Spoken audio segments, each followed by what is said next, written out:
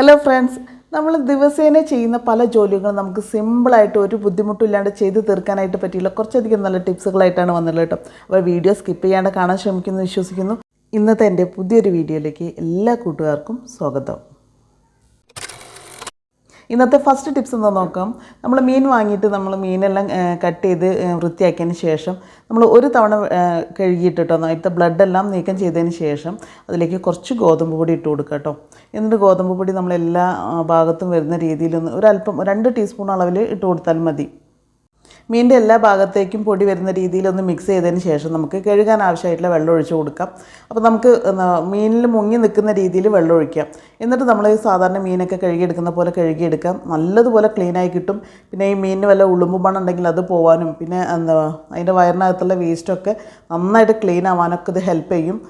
ഈ ഒരു വെള്ളത്തിൽ ഒരുപാട് സമയമൊന്നും ഇടേണ്ട ആവശ്യമില്ല. നമ്മളിത് വെള്ളത്തിലിട്ടിട്ട് ഒന്ന് കഴുകിയെടുക്കുക. പിന്നെ കുറച്ചും കൂടി നല്ല വെള്ളം കൂടി ഒഴിച്ചിട്ട് കഴുകിയെടുത്തതാണ് കേട്ടോ ഈ മീൻ.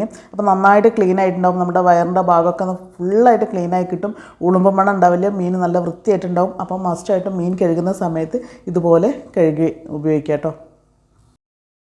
അടുത്തൊരു ടിപ്സ്, ഞാനൊരു പാത്രം എടുത്ത് അതിലേക്ക് 1 സ്പൂൺ അളവിൽ ഗോതമ്പ് പൊടി എടുക്കുന്നുണ്ട് കേട്ടോ.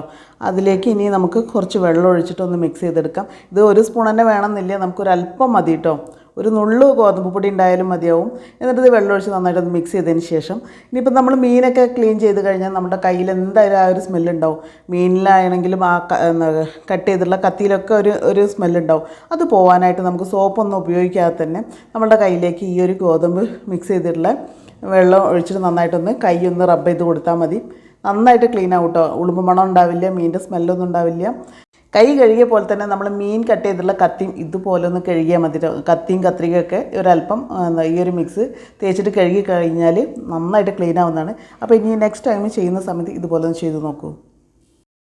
അടുത്തൊരു ടിപ്സ് എന്ന് നോക്കാം. ചില സമയത്ത് നമ്മൾ ദോശ ഉണ്ടാക്കുന്ന സമയത്ത് ദോശക്കല്ലിൽ നിന്ന് ആ ദോശ വിട്ട് വരാത്തൊരവസ്ഥ ഉണ്ടാവുമല്ലോ. അങ്ങനെയുള്ള സാഹചര്യത്തിൽ നമ്മൾ ദോശക്കല്ല് ചൂടാക്കിയതിന് ശേഷം അതിലേക്ക് കുറച്ച് ഗോതമ്പ് പൊടി ഇട്ട് കൊടുക്കുക കേട്ടോ.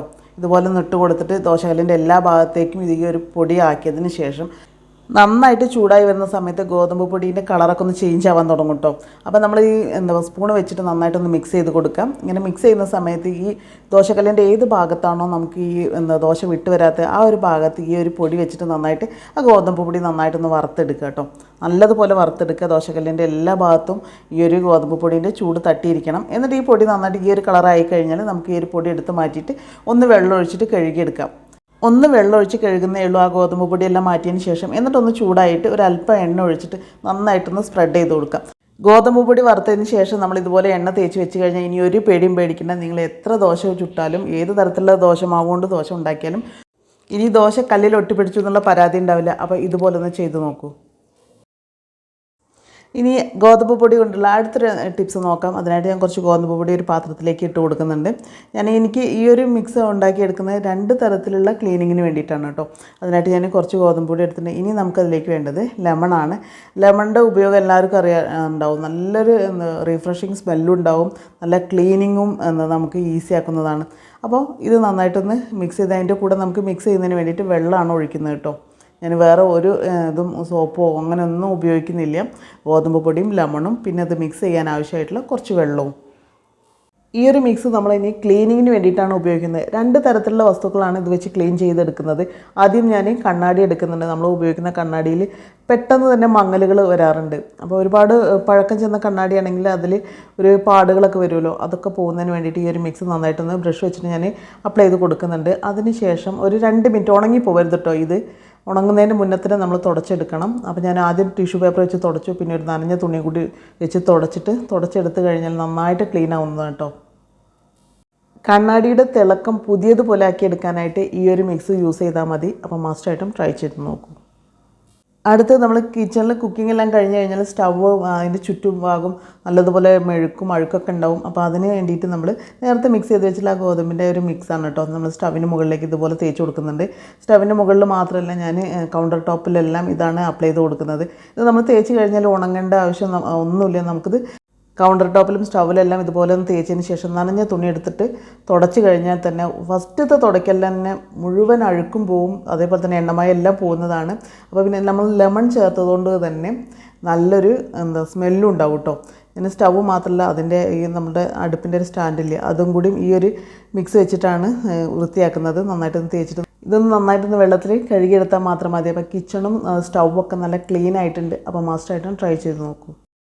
ഇതുപോലുള്ള വെള്ള ഷർട്ടുകൾ ഉപയോഗിക്കുന്ന സമയത്ത് എന്തായാലും ആ കോളറിൻ്റെ ആ ഒരു ഭാഗത്ത് അഴുക്ക് കറ പോലെ പിടിച്ചിട്ടുണ്ടാവും. നമ്മൾ വാഷിംഗ് മെഷീൻ ഉപയോഗിച്ചിട്ടാണ് കഴുകുന്നതെന്നുണ്ടെങ്കിലും അത് എന്തായാലും അതിൻ്റെ ആ ഭാഗത്തുള്ള അഴുക്ക് പോകാനായിട്ട് പ്രയാസമാണ്. അപ്പോൾ വാഷിംഗ് മെഷീനിൽ ഇടുന്നതിൻ്റെ മുന്നായിട്ട് ഈ ഒരു ട്രിക്ക് യൂസ് ചെയ്യുകയാണെന്നുണ്ടെങ്കിൽ നിങ്ങൾ ഉപയോഗിക്കുന്ന വെള്ള വസ്ത്രങ്ങൾ, ഷർട്ടോ ഇനി മറ്റെന്താണെങ്കിൽ തന്നെ നല്ല ക്ലീനായി കിട്ടുന്നതാണ്. അതിനായിട്ട് ഒരു സ്പൂണ് ഗോതമ്പ് പൊടി എടുക്കുന്നുണ്ട്. അതിലേക്ക് ഇനി നമുക്ക് ഒരല്പം ഷാമ്പു, ഒരു ചെറിയ പാക്കറ്റ് ഷാമ്പു ഇതിലേക്ക് ഒഴിക്കുന്നുണ്ട്.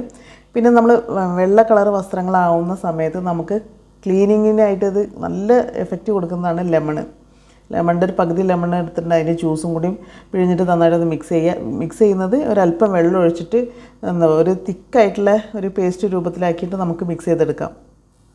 ഈ ഒരു മിക്സ് ഉപയോഗിച്ചുകൊണ്ട് നമുക്ക് വെള്ള വസ്ത്രങ്ങൾ മാത്രമല്ല കേട്ടോ ക്ലീൻ ചെയ്യാനായിട്ട് പറ്റുക.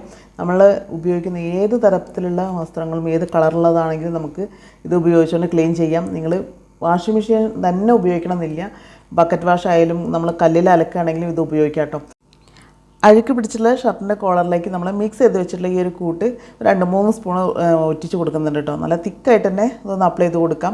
അപ്പോൾ നമ്മൾ എത്ര കഠിനമായ കറയാണെങ്കിലും നമ്മളിപ്പോൾ വിയർപ്പ് തട്ടിയിട്ടും അതേപോലെ തന്നെ പൊടി തട്ടിയിട്ടൊക്കെ നല്ലതുപോലെ ഒരു കറ പോലെ തന്നെയാണ് നമ്മുടെ ഈ കോളറിൽ ഉണ്ടാവുക അഴുക്ക്.